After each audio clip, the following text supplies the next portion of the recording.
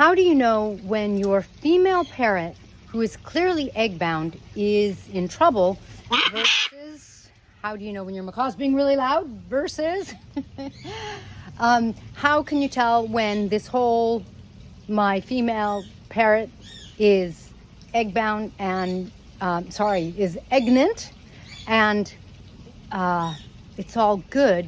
You know, how do you know when it's all good? Hey guys, I'm Kaylin, the author of the Parrot Bliss Bond. I love parrots. As you can see, parrots are my bliss.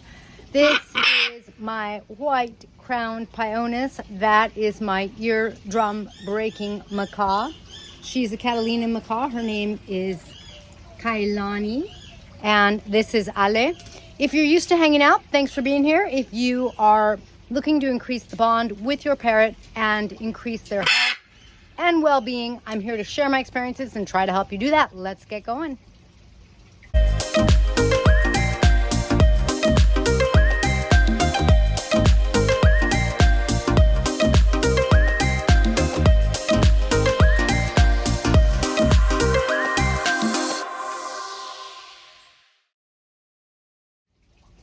So one of the things that's kind of confusing is when a parrot is eggnant, the first egg can take longer for them to lay. So it's a little weird because, you know, they'll be eggnant, they'll get a lump at their bottom that's big, and you'll be like, Now, different parrots take different amounts of time to make the egg. The smaller birds, everything's faster. The larger birds, everything takes more time. I think from creating the egg, like I don't know that for sure, but the incubation of the eggs, the time it takes for the babies to wean, that kind of thing. So if you have a small parrot like a parrotlet, which is specifically the question that my parrots and I received, how long does it take? You know, by the time they're that eggnant, I think that they're gonna be laying the egg.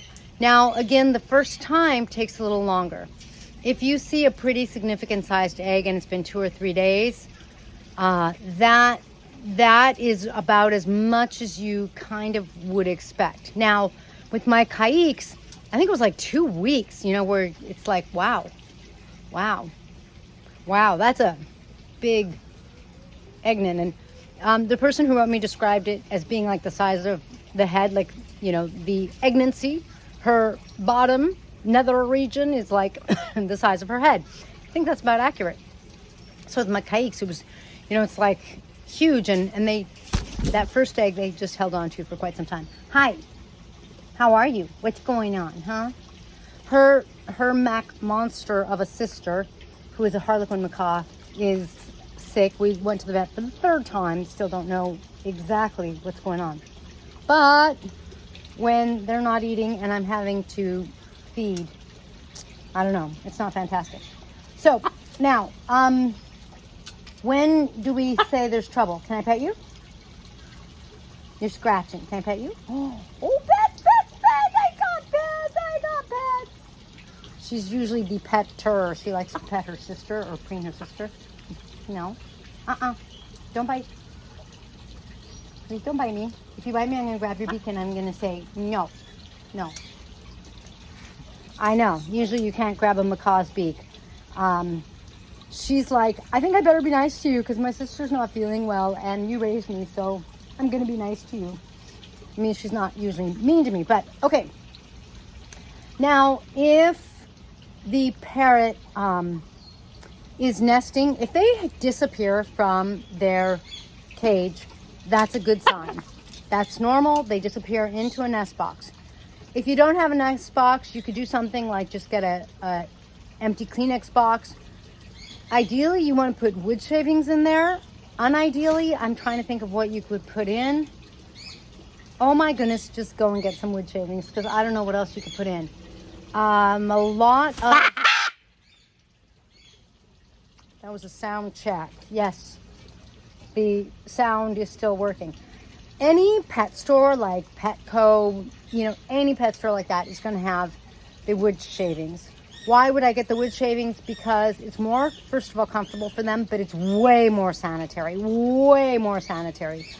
You wouldn't believe when the parrot's in there, well, and they have, well, the parents will come out usually and defecate outside of the box so the box doesn't get dirty.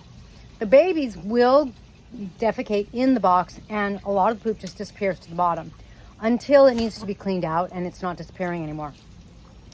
But now if for example your parrotlet is female and you don't have a male mate, then, although you can also candle the eggs, then chances are it's going to be infertile, so you're not going to have babies in there.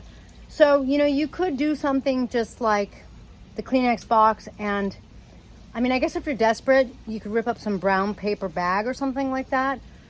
I think that's okay.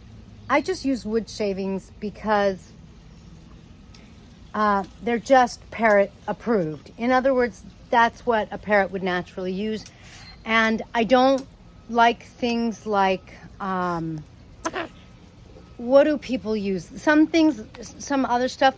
Sometimes I see kind of like a cottony, like for hamsters, for the bottom of their cage. But that has like dust. So, parrots are usually in a tree. When they go into a nest box, they shred wood. So I just always do wood shavings. Now, if it's been several days and your parrot or parrotlet is at the bottom of their cage, they're kind of breathing heavily. I'm trying to think of what other symptoms there are.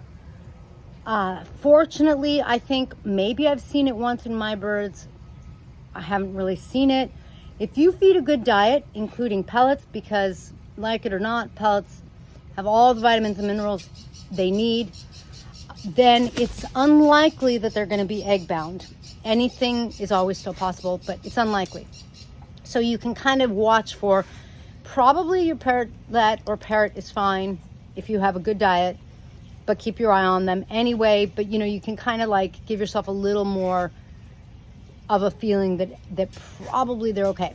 Now, so what I've seen for one that's egg bound and at the bottom of the cage, they kind of look sick. It's like they're having a hard time breathing. I'm not sure whether or not they're going to the bathroom. And by the way, when they're egg bound, you're going to notice, or not, I keep doing that. When they're Eggnant and they have an egg in them, you're going to notice that the poops are monster big. Like, for example, parrotlets, they almost have like a dot of a poop. And then when they have an egg, it's, I don't know, it's 10 times? Is that even enough of a description? Huh, Kailani? Their poops get bigger, bigger, bigger. So, if they are still perching or in the nest box, they should be fine. If they're not in the nest box, and that's another reason to give them a nest box, I think that's one way for them to tell you, hey, I can't get the egg out. So they come out of the nest box, they're at the bottom of the cage because they can't climb around and stuff, and they look distressed. Again, the breathing is off, they look tired, they look sick, really. So at that point, you do want to get them to the vet as quickly as possible because, the sound system's still working, don't worry. Because if they're egg bound, that can kill them.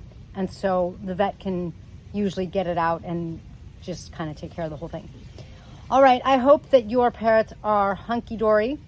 It is a natural part of any animal, of course. I don't prefer when people are like, I don't want a female parrot because I don't want my parrot to get egg bound and die. I understand it, but if you're keeping like a good diet for your parrots, it just really shouldn't be a problem.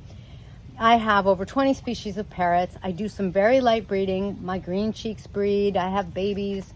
My parrotlets breed a little bit. My kaiques bred for the first time. And like I said, maybe I had one that was egg bound. I'm not exactly sure. But I just don't have it. They just don't have any problems.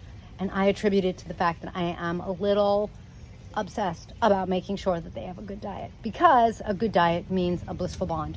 So to me, if they're going to eat my shirt or have an egg, it's just a natural part of things.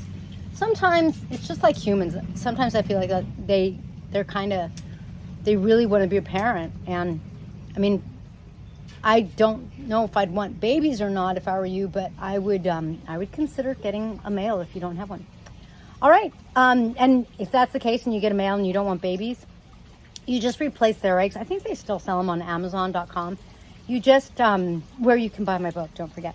But you just get false eggs and you switch them out so that they sit on fake eggs. And at some point, it's incredible. Like, they can't keep track of time the way you and I can, but they know when the eggs should have hatched. They know when they've given it a grace period. And so they know when it's like, nope, it didn't work. So then they either try again, or sometimes they give up.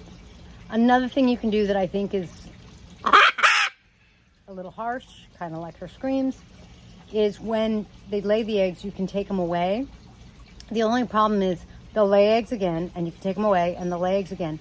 Sometimes they'll give up, but other times they expend their energy laying eggs. That eggshell takes a lot of calcium, and so it's not really healthy for them to lay eggs and eggs and eggs and eggs like chickens. I don't know how chickens do it.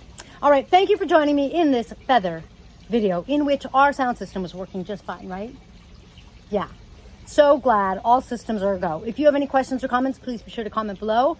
Love seeing your comments, and I will catch you in the next feather video if I can turn my camera off because my Mac Monster's in my hand.